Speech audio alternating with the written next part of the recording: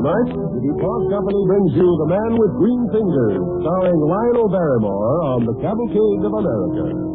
Now, The Man with Green Fingers, starring Lionel Barrymore as Luther Burbank on the Cavalcade of America.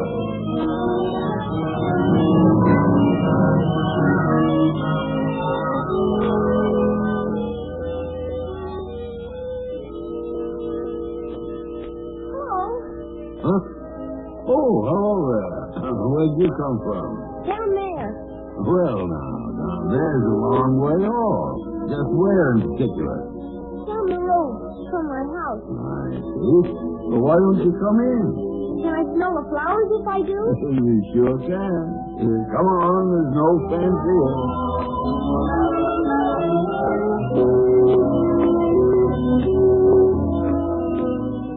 No, there was no fence around that wonderful garden up in the Santa Rosa Valley in California.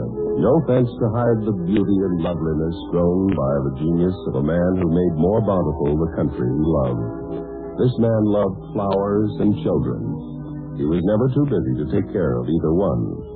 And wonderingly, the small boy who went into the garden that day in 1893 said, "You've got pretty flowers." Thank you. What's your name? Ted Wallace. Well, mine's Luther Burbank. I know. What kind of flower is that? Which one, Pat? The yellow one. Coreopsis. Oh. A what? Well, let's call it a fancy daisy and let it go with that. After all, big names for flowers is like, well, it's silly, isn't it? Sure. I like you. Well, I'm glad of that. I like you. How'd you like to walk around and see the flowers? I'd like it, Mr. Burbank. No, wait a minute. If you and I are going to be friends, there's one thing you'll have to remember.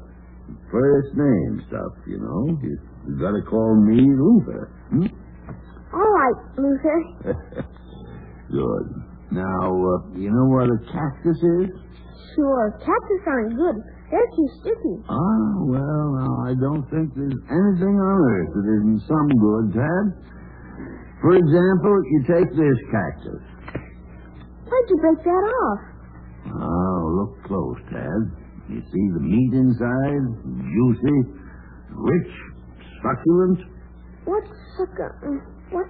It means good to eat. Oh, nobody eats cactus. Well, cows might, if they didn't stick their tongues on the needles. Then cactus aren't good. Maybe not now. But someday, Tad, I'll grow a cactus with no spines, no needles. Now we'll walk over here and I'll show you the biggest blackberries you ever saw.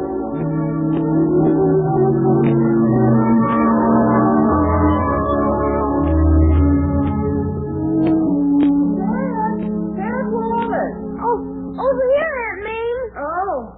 Well, Dad, you come home and let Mr. Burbank alone. I'm sorry, Hey, Mr. it's all right. Burbank. All right. Well, every day now for 3 weeks he's keeping you from your work. I like to have him around. He asks questions, Mrs. Brenner, and the more he asks, the more I ask. Well, you sure he's not bothering you? Not in the least. He's a big help to me. No, all right. But if he starts to pester you, Mr. Burbank, send him right home. I will. Goodbye, Mrs. Brenner. Goodbye, and be a good boyfriend. Sure. Now, where were we? You were telling me about the new something. The catalog. That's right. Now, you see, Tad, I don't want to keep all these things for myself. I want to give them to America. Why? Well, now look at it this way, Tad. A man's born, he lives, and he dies. But between living and dying, he should work to help his country. Now, my new catalog will advertise what I've done with plants. Other men can do the same. They can get slips and seeds, and they can raise these fine berries and flowers.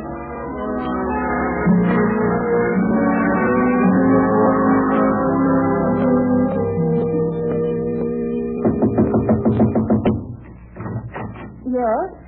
Good evening, Mrs. Brenner. Oh, it's you. I just dropped by to see what's the matter with Tad. Nothing, Mr. Burbank. Tad's fine. Oh, well, I was expecting him to come over this evening, and when he didn't show up... Mr. Burbank, you needn't expect Tad to come to see you anymore. Ever. What? But... That's all. Well, Mrs. Brenner! Mrs. Brenner! What's the matter? What's happened? Mrs. Brenner? Luther, I thought I'd find you here. Sure, there's something wrong with Tad. Mrs. Brenner won't let me in. There's nothing wrong with Tad. Luther, looks like you stirred up a hornet's nest. I don't know what you're talking about. It's your new catalog. My catalog? What's that got to do with all this? Come on home. I'll tell you there. Come on, Luther. No, not through the town. We'll go around the other way. It's better not to let anybody see you right now.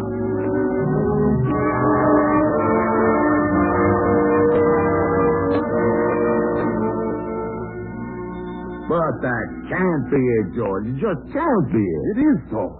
Look, Luther, it has been all right if you just hadn't used the word creations in your new catalog. But that's exactly what my plans are. I took them, crossed them, and budded them, and helped them. George is foolish. Maybe so, but there it is. I expected skepticism from scientists and botanists, or that's healthy.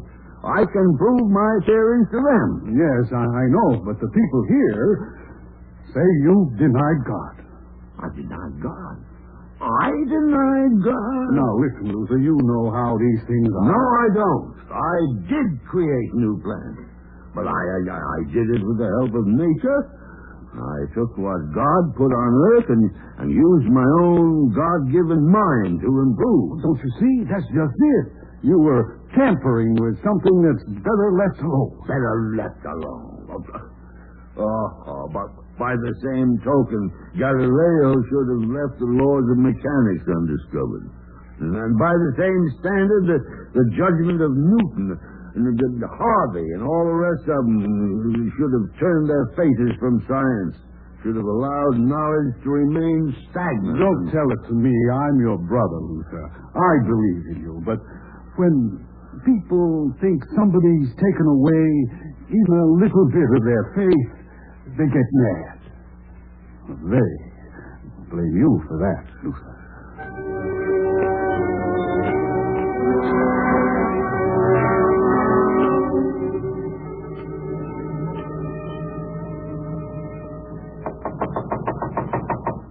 What's that?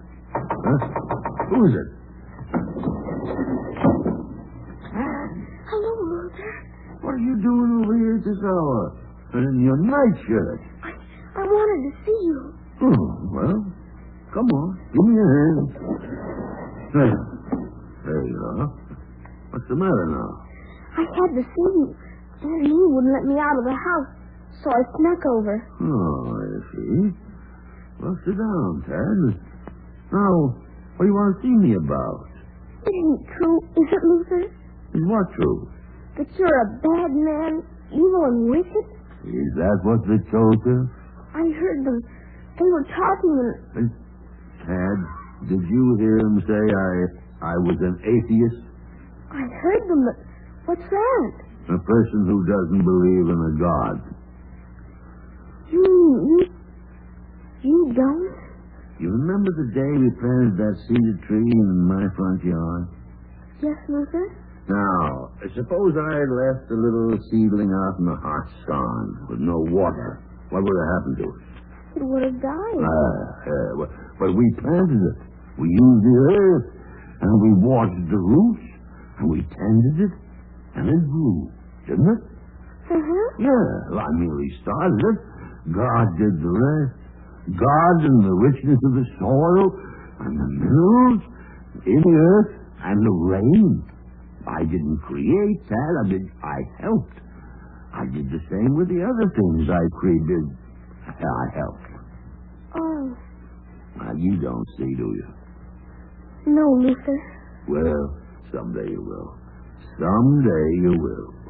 But they said they're going to let me out. They ain't going to let you stay here anymore. They said that, huh?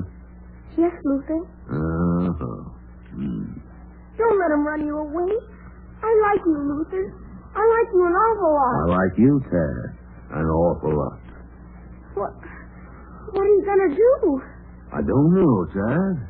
A thing like this is hard to fight.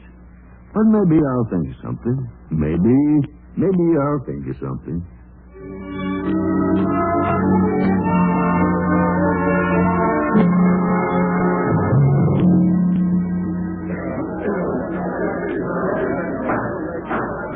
Meeting will come to order. Order! Well, I guess we all know what we're here for. Now, I want to read you something from a catalog put out by Luther Burbank. These new creations are not foundlings, but exemplifications of the knowledge that life forces of plants may be combined and guided to produce results not imagined by horticulturists. I want to call your attention to that word creation. It is not right for any man on God's earth to set himself up equal to the Creator. And anybody that does that is denying his Maker. In what way, Mr. Williams? What you got coming in here? Right of every American to defend himself, Mr. Williams. Do you mind? We want no blasphemer in this town. First, you gotta prove that I am one. You deny you said you created something? I admit it. I'm proud of it. That's what you came here to say, huh? No, I haven't finished. I want to hear the charge against me. Atheism, Burbank. Why? Because you said in this here catalog that you created new plants. Burbank, there ain't any man that can say that. It's God's province to create, to put things on earth. Has any one of you ever before seen one of the plants I described in my catalog? Huh? No. Because they are new creations. That ain't got a thing to do with it. You said created.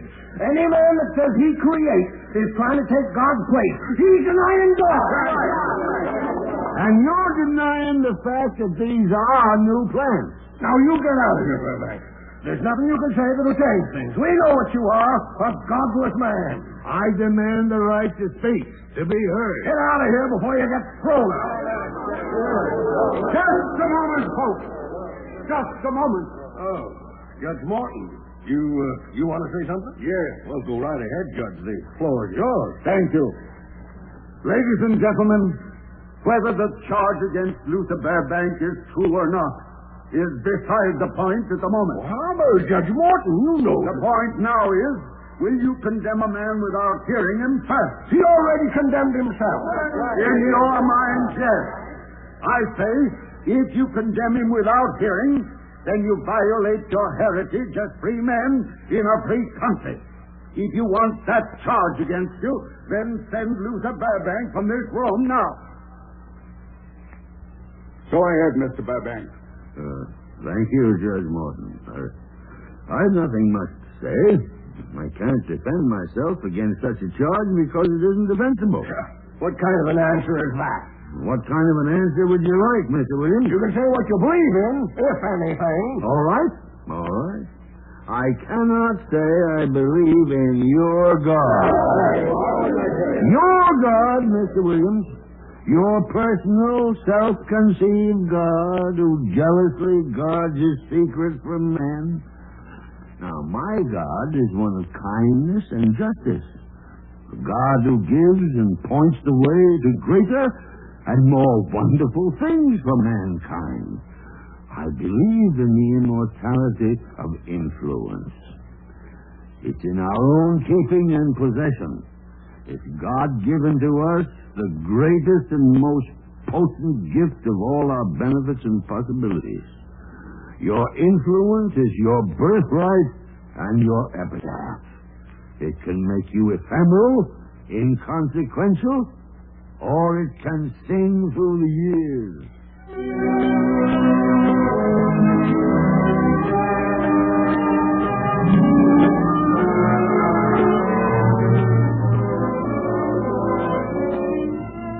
You are listening to Lionel Barrymore as Luther Burbank in The Man with Green Fingers on the Cavalcade of America, sponsored by the DuPont Company, maker of better things for better living through chemistry.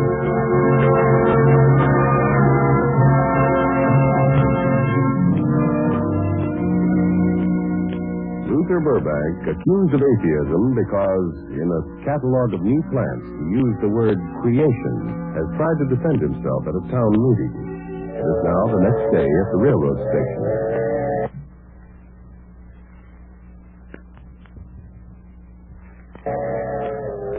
Luther! Hey, Luther, what are you doing here? Going away, George. Now, listen, Luther. You can still work here. You don't have to pay any attention to what people say. They hate me. I saw that yesterday at the meeting. What I said there didn't do any good. They don't hate you. It's just that, well, they can't understand. Oh, that's worse. If they understood what they hated, I could stay. I could fight back. You're letting them drive you away. George, I want people to like me as I like them. I couldn't work among them knowing how they felt. Think it over some more, Luther. No? But, Luther, you... Look, George, look. Here they are coming to see that I take the train. And you think I could stay? I'll take care of them. No. Don't say anything to them, Luther. Let me handle it. Why? It's me they want, not you. Well, I thought we'd catch up with you here, Luther. So did I, Mr. Williams. Nice of you to see me off. Look, Luther, I'd like to talk to you. I think we said everything at the meeting, didn't we? No, not everything. I guess you kind of took the breath out of us with that catalog, but, doggone it, we want you to stay. Why, folks all up and down the valley are starting to groan to things you created. I'm not asking it for myself, but for them. You should have thought of that sooner.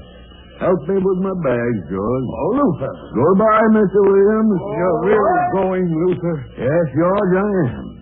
I've worked hard here. I've tried to give people better fruits and fairer flowers. Doing that would have satisfied me.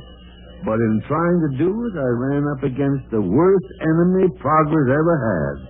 Ignorance and misunderstanding. All right, let them have those things. Luther, wait a minute. Hey. You said you were going away, Luther.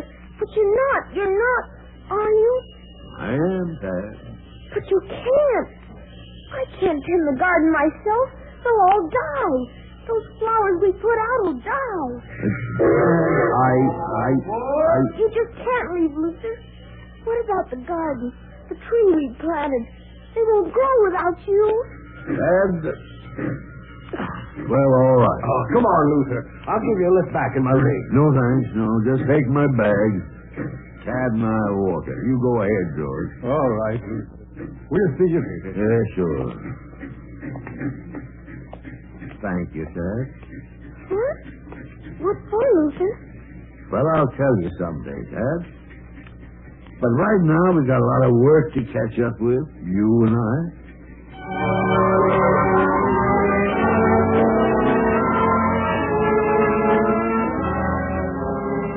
Mr. Burbank's place? Sure, right down the road.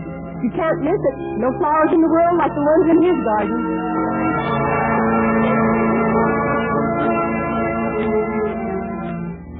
Those peaches? Why, those are Burbank peaches. Richest, biggest, juiciest peaches ever grown.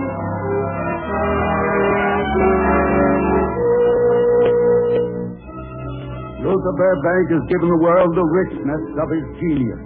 He deserves the greatest of acclaim from every scientist and botanist in the world.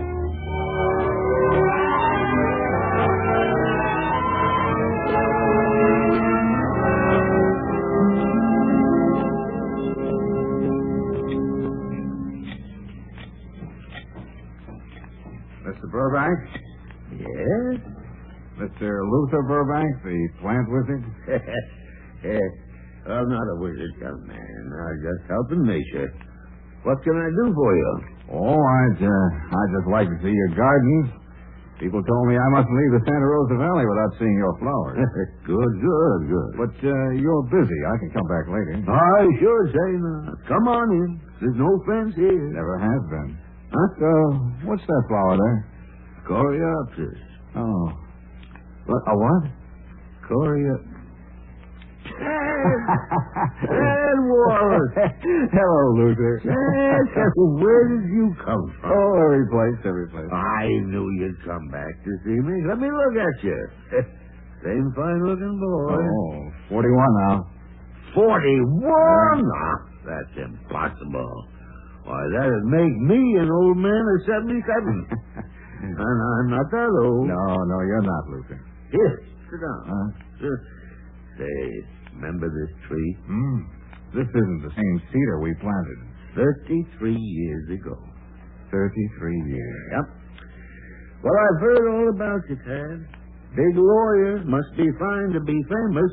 Oh, you're talking about me being famous.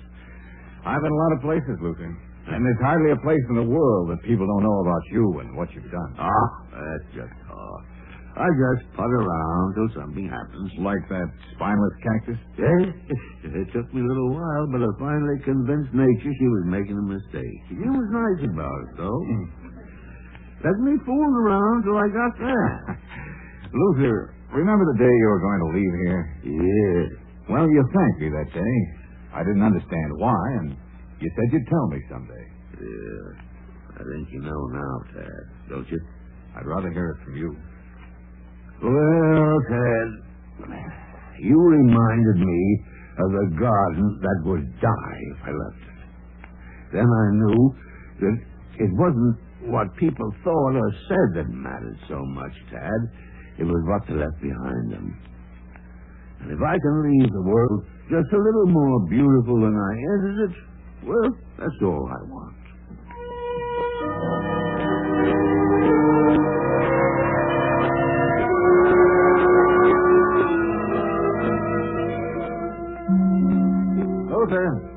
Luther! Good morning, Mr. Wallace. Morning. Luther on? He's waiting for you under the cedar. Oh, thanks. You tell him it's almost time for lunch. I will. Luther! Come on there, wake up. It's almost noon and... Luther. It's all right, Mr. Wallace. You can wake him up. He forgot to... Luther. He's facing his flowers.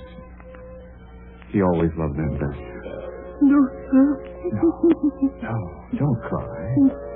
He wouldn't want it.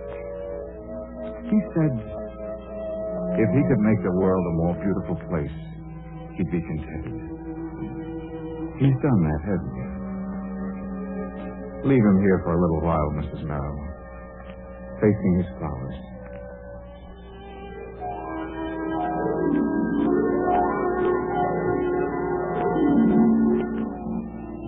I believe in the immortality of history. It's in our own keeping and possession. Your influence is your birthright and your epitaph. It can make you ephemeral, inconsequential, or it can sing through the years. And if I can give the world better fruit and fairer flowers, I'll be content.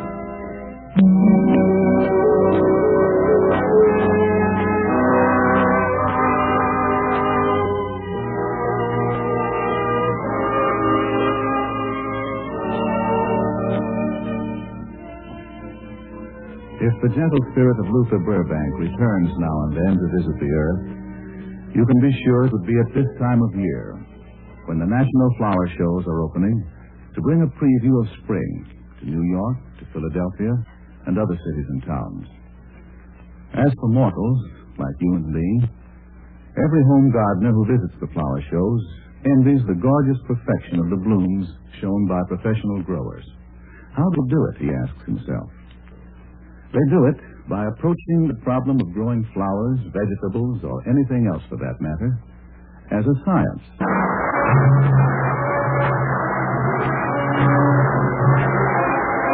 In the last couple of weeks, have you heard the phrase, the Red Cross carries on? I hope you have, because even though the war is over, the activities of the Red Cross are more extensive than ever. Just one phase of Red Cross activity is their service to veterans. 1,100,000 veterans were ate last year. Make your contribution as generous as possible.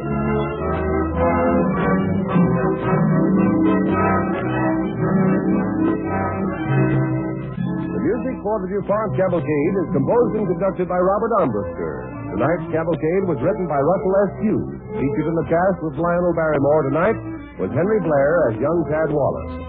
This is John Heaston, inviting you to listen next week to Thomas Mitchell in The Man Who Stepped Aside. And in the coming weeks, to Henry Fonda, Dana Andrews, and other Hollywood stars on the Cavalcade of America, brought to you by the DuPont Company of Wilmington, Delaware.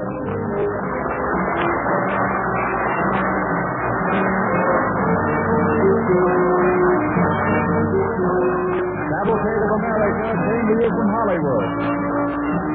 This is NBC, the national broadcasting company.